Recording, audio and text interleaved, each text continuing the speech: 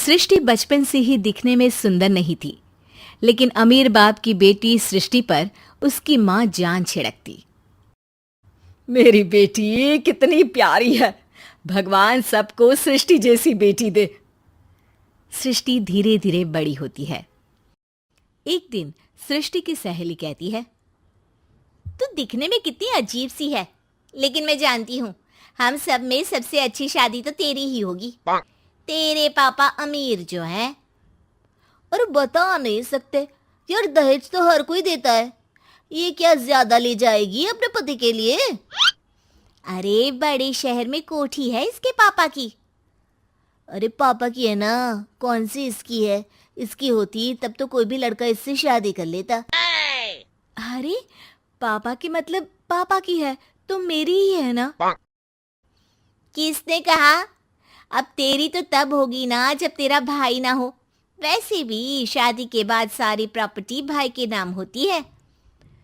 सृष्टि समझ जाती है कि उसे किसी भी हालत में माँ बाप की सारी प्रॉपर्टी को अपने नाम करना है, लेकिन कैसे?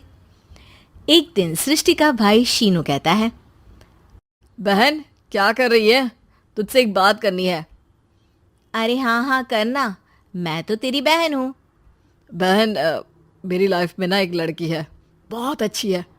मैं सोच रहा हूँ माँ और पापा से बात करूँ शादी के लिए। सृष्टि को समझ में आ जाता है कि भाई की शादी होते ही भाभी उसे एक दिन भी घर में बर्दाश्त नहीं करेगी। क्या बात है भाई, बताना कौन है वो? यार वो बहुत अच्छी लड़की है, पढ़ी लिखी है, मेरे साथ जॉब भी करती है। बस एक प्रॉब्लम है। हाँ प्रॉब्लम? क्या प्रॉब्लम है भाई? यार वो शादीशुदा है, लेकिन उसके पति ने उसे सिर्फ इसलिए छोड़ दिया क्योंकि उसके माँ बाप दहेज नहीं दे पाए।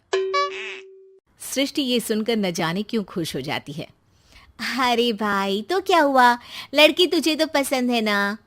शीनू को लगता है कि बहन उसे समझ रही है। वो इस बात से अनजान होता है कि उसकी बहन की मंशा पूरा घर हड़पने की है। सृष्टि अपनी माँ से कहती है, मम्मी मुझे तो बहुत चिंता है। पता है शीनू क्या कर रहा है? अरे क्या कर रहा है? वो तो काम पर जाता है और वापस घर आता है। नहीं ना माँ, वो यही तो नहीं कर रहा, बाकी सब कर रहा है।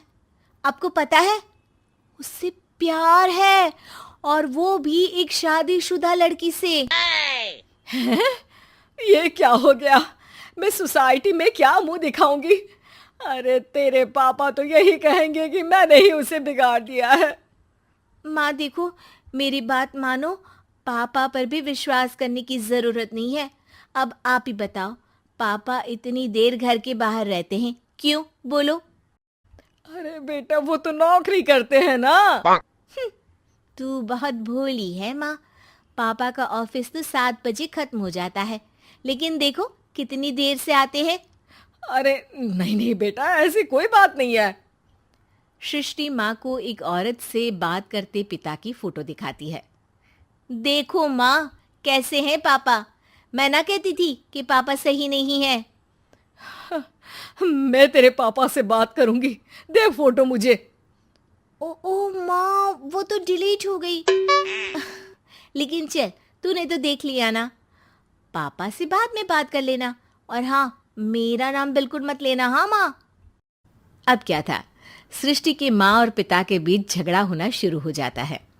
सृष्टि के मन में क्या चल रहा था कोई नहीं जानता था। एक दिन, माँ सृष्टि के लिए एक लड़का देखा है, वो लोग शाम को उसे देखने आने वाले हैं। और हाँ माँ, एक खुशखबरी, मैं और पापा मिलकर एक नया बिजनेस ट्राई कर रहे हैं। शाम को लड़का आता है, सांवले रंग का। सृष्टि को तो बिल्कुल भी पसंद नहीं आता। लड़की की माँ कहती है, लड़की का चेहरा तो कोई खास नहीं, लेकिन अगर मेरे बेटे को आप लोग सेटल कर दें तो मैं उसकी शादी आपकी बेटी से करवा दूं। सृष्टि को लड़का बिल्कुल पसंद नहीं था। उसे भाई पर गुस्सा आ जाता है। लड़के वालों के जाने के बाद कहती है, माँ देखा, शीनू मेरे लिए कैसा लड़का लेकर आया। न दिखाने लायक न सुनने लायक, सेटल भी नहीं, वो भी हम करे। अरे माँ, मैं जानती हूँ ये मेरी शादी किसी भी घर में क्यों करवाना चाहता है। अरे कैसी बात कर रही है बहन? तूने तो देखा ना, लड़के को मैंने ही मना कर दिया तुझसे शादी के लिए। जिसने लड़का बताया था उसने उसकी बहुत तारीफ की थी। बात आई गई हो जाती है, लेकिन सृष्टि का मन शांत नहीं होता। क्या करूँ, कुछ समझ में नहीं आ रहा। मेरी शादी हो गई तो ये लोग पूरी प्रॉपर्टी शीनू के नाम कर देंगे। मेरे हाथ तो कुछ लगेगा ही नहीं। तभी सृष्टि को आइडिया आता है। वो किसी वकील को फोन करती है। जी देखिए, अगर आपके मम्मी पापा का तलाक हो जाता है तो आपके पिता की आधी प्रॉपर्टी आपकी माँ के नाम हो जाएगी। फिर उसे वो किसी को भी दे सकती है। सृष्टि अब माँ को बेटे के खिलाफ भरती है। माँ, शीनू पर नजर रखा करो। वो जिस लड़की के प्यार में है ना, वो शादीशुदा है। यहाँ आएगी, सारा पैसा, रुपया, जमीन, जायदाद सब हड़प लेगी। पापा का भी हाल तुमसे छुपा नहीं है। ऐसा ना हो कि मैं और आप एक दिन सड़क पर भीख मांगे। हे भगवान, मैं तो जीते जी मर जाऊंगी अगर ऐसा हो गया तो। ऐसा हो गया नहीं माँ, ऐसा ही होगा। अभी समय है, आगे का सोच लो। मैं तो कहती हूँ पापा से आधी प्रॉपर्टी लेकर अलग हो जाओ। पापा की आधी प्रॉपर्टी भी हम लोगों को अगर मिल जाती है ना, तो अगले 7 जन्म सफल समझो। बेचारी माँ बेटी के कहने पर पति से तलाक लेकर अलग हो जाती है। सृष्टि अब पैसों से गाड़ी और अपने दूसरे महंगे शौक पूरे करने लगी। उसके दोस्त भी उसके पैसे इस्तेमाल करते। सृष्टि, कल तुम कहाँ थी? मैं सारा दिन घर पर अकेली थी। तो मैं क्या करूं? मैंने ठेका तो नहीं लिया है ना तुम्हें संभालने का। माँ को सृष्टि से ये उम्मीद नहीं थी। वो बैठकर रोने लगती है। वहीं उसका पति यानी कि सृष्टि के पिता आ जाते हैं। मैं जानता था कि तुम्हारा यही हाल होगा, तो आपने मुझे रोका क्यों नहीं? मैं रोकता तो तुम रुकती क्या? सृष्टि के कहने पर तुमने मुझ पर अपने बेटे पर शक किया, लेकिन तुम ये भूल गई कि कैसे हम दोनों ने मिलकर जीवन में इतना सब खड़ा किया। माँ पति के गले लग जाती है। मुझे माफ कर दीजिए, मैंने आपकी कमाई का एक बड़ा हिस्सा गवा दिया। कोई बात नहीं, तुम साथ हो तो मैं ऐसी 7 प्रॉपर्टी खड़ी कर दूंगा। तभी वहां सृष्टि आ जाती है रोते हुए। माँ, मयंक ने मुझे छोड़ दिया। वो बोल रहा था जब तक मेरे पास पैसे थे तब तक ही वो मेरे साथ था।